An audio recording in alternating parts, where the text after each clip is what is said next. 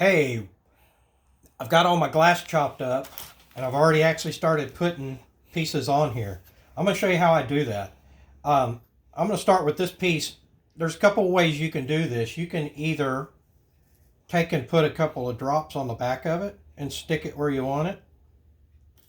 Maybe. There we go.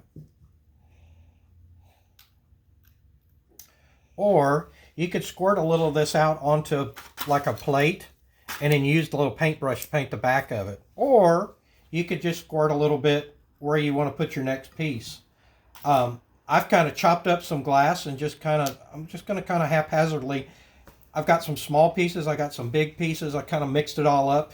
The key is you definitely want to leave a little bit of space in between all the pieces. Now, one of the things I wanted to also talk about is the glue that we sent you is Mac glue. Mac glue is a craft glue. It will dry in about 30 minutes hard. Now you want to let it cure for at least 24 hours before you go to grout it. Now this one's been done for over 24 hours. And the next thing I'm going to do is I'm going to show you how to grout. Okay? We'll be back in a video in just a few.